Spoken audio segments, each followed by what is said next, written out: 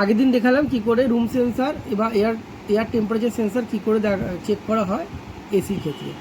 তো এইবার আমরা দেখাবো এটা হচ্ছে কয়েল সেন্সার। কয়েলের হিট নিয়ে মানে কয়েলের টেম্পারেচার নিয়ে কুলিং কয়েলে কীভাবে এটার কাজ সেন্স করে বা কীভাবে চেক করে। এটারও ভ্যালুয়েশন থাকে 10 কিলোমস বা 5 কিলোমস।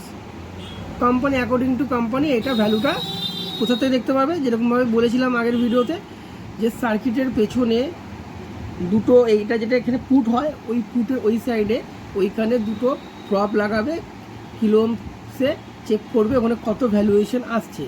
ওই অ্যাকর্ডিং টু ভ্যালুয়েশন ওই সেন্সার তোমাকে এনে সেটা সেট করে দিতে হবে।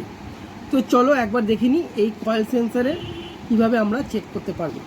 এই কয়েল সেন্সারটা কয়েলে লাগানো থাকে, রাইট। দেন আমরা টপ এটা কিলো ওমসে সেট করব, এটা বা অটোতে এই পয়েন্টে চেক করব, রাইট। দেন সেম এয়ার সেন্সারের মতনই আমরা এটাকে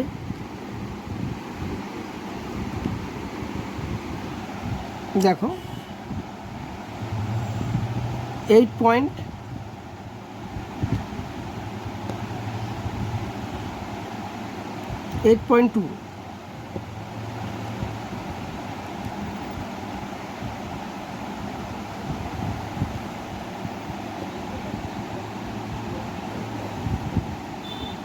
8.2 8.4 8.2।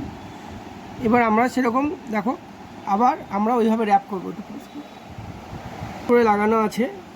দেন 7.74 ভ্যালু আছে, যখন আমরা এটাকে র্যাপ করব ভ্যালুটা কমতে থাকবে।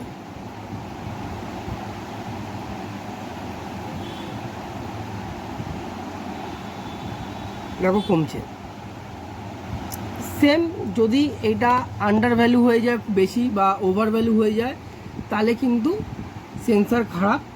কিছু কিছু মেশিনে সেন্সারের কোড আছে, সেখানে সেন্সার খারাপ হয়ে গেলে সেই জায়গায় কোড ব্লিঙ্ক করবে, সে অ্যাকর্ডিং টু তুমি গুগলে সার্চ করে নেবে বা আলাদা আলাদা মেশিনে আলাদা আলাদা কোড থাকে, সেটা দেখে সেইভাবে সেম কয়েল সেন্সার বা রুম সেন্সার বা যাই হোক ওটা চেঞ্জ করে দেবে, ঠিক আছে। এটা মনে রাখবে। যদি ভিডিওটা ভালো লেগে থাকে লাইক শেয়ার কমেন্ট করো, ঠিক আছে। বুঝতে না পারলে আমাকে পিন করে দিও বা কল করো।